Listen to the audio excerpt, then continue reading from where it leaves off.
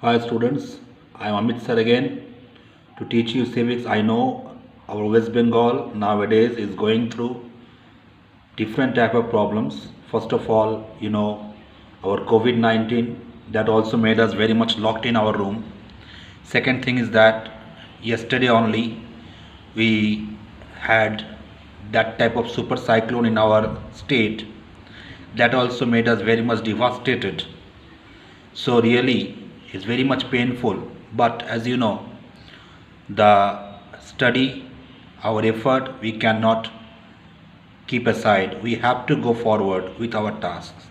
That is why again I am here to teach you civics.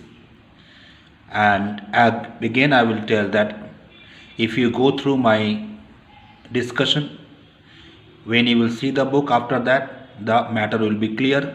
And today I have kept some questionnaires also for you, so that will help you out to make the question answers. And for your understanding purpose, today also I have kept some maps and one chart that I have prepared for you to understand that what we are going to discuss.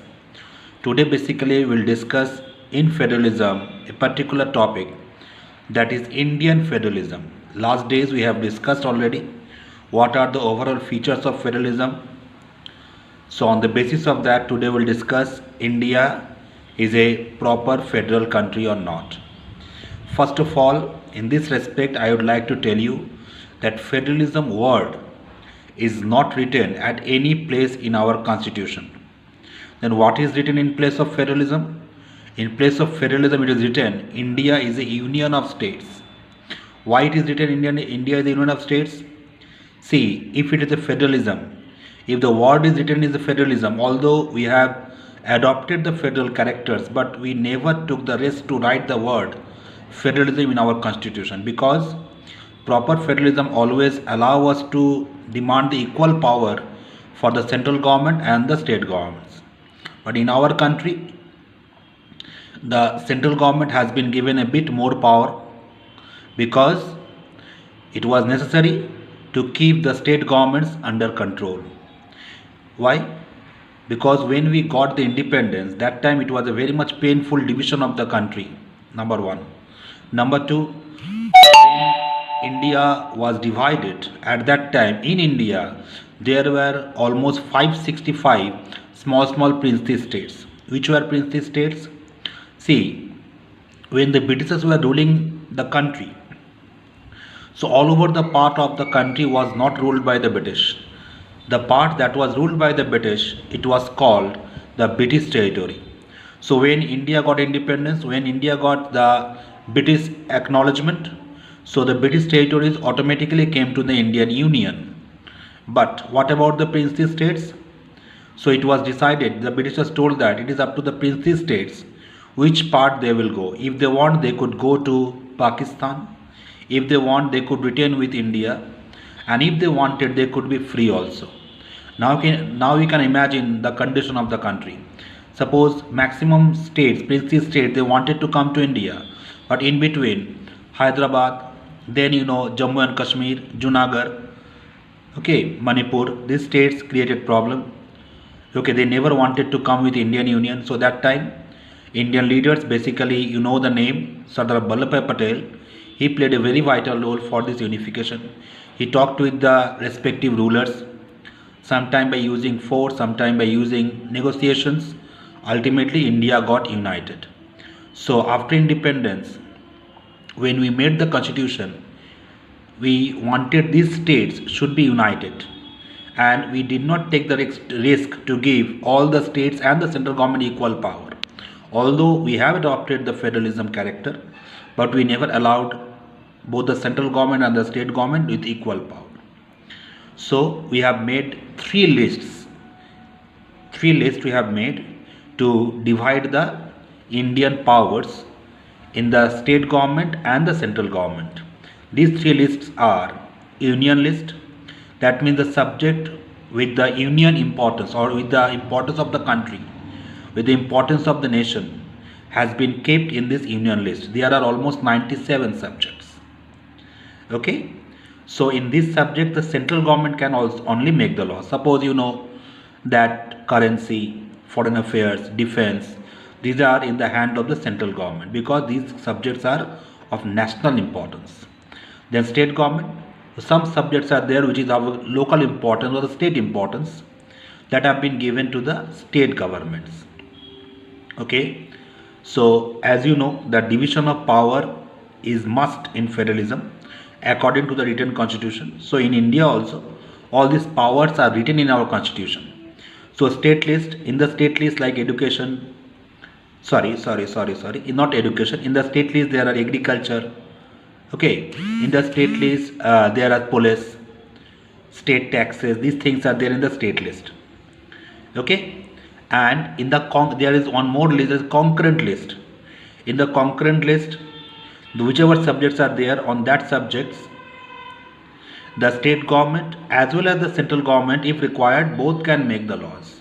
But here it is also written that if on the same subject the state government has made the law and the central government has made the law, and if the laws are contradictory to each other, then central law will prevail and state law will be cancelled.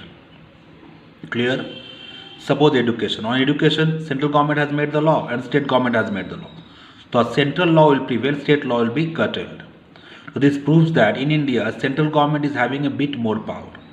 One more subject is there that is called residuary powers or residuary subjects. What is that residuary subjects? When we made the constitution, that time these subjects were not of that much importance. But with the passage of time, these particular areas have become very much important, like cyber crime, computer software related problems. So on these subjects, if any laws are to be made, that law will be made by the central government. So all by this discussion, what is proved? That in India, central government is more powerful. So if you see the power division, it will be proved that central government is more powerful. Clear? Now you see, in India there is one very powerful judiciary. It is also one feature of the federalism. In India also, we have kept a very much powerful judiciary. So by this power division and powerful judiciary like Supreme Court, High Court, they are having immense power. They are having the power of judicial review also. That means if any law is passed by the parliament and if that law goes against the constitution, that time this judiciary or Supreme Court can curtail the law. It is called judicial review power. They can review the law and if required they can curtail the law. So these things prove that in India we have adopted federal government. So this is the power sharing all about. One more thing is to be said over here, that this power sharing matter has been kept under the constitution where it cannot be changed easily. Why? Because this is the very the very essence of the federalism, that power sharing must be there and that power sharing should be very much strong. That is why there is no way to change this division of power, this provision of the power sharing, and if it is changed, it is very much complicated process. Why it has been kept in that way? So that the central government or the state government cannot change this type of system of the constitution. So in that way it proves that in India there is federal government. Okay, so now as I had told you that when India was there, or when India got independence, that time India was divided into 565 small princely states. And what was the condition of India that time? That map I will show you, and the power division that I already have told you, that also I will show you on the slides. See students, the maps. You are seeing that in India, how India was divided. So when the video will be going on, please pause the video and make the map bigger so you will understand in how many small princely states India was divided. So to make India a unified country, it was a very big task. So in suppose today's Uttar Pradesh, it was called the United Provinces. So how many small princely states were there in Uttar Pradesh itself? So if you see in that way, you can understand how this type of princely states were there and how much big problem India faced. Clear? Now you see I have made one chart, flow chart, that how the power has been divided in India. So these flow charts also you can write on your copy or you can download. So it will help you out to understand the particular topic, how the power has been shared, and it is very much important for a federalism like India. And some of the examples also I have given. You can see the examples also. It will be easier for you to understand. So please go through properly, and I have made it a bit larger also, so you can easily understand. So now students, once again we will recapitulate what we have discussed in this particular session. That we have discussed in what conditions, in what painful condition India got independence. Then we have discussed that why we have taken a strong central government, and we have discussed what type of power sharing arrangements are there in our constitution and why this type of power sharing is there, why we have made our central government a bit powerful. That we have discussed. We have discussed about the judiciary of India, a bit powerful judiciary of India. So ultimately we have tried to see that how India is a federal country or federal essence, but in India there is strong central government. So this much part we have discussed today. Now we will go for some questionnaires. So that questions I have set up as much part I have discussed from. So I hope it will also help you out. You can note down the question and you can also write the answers, and if required you can send it to me, okay, in my email.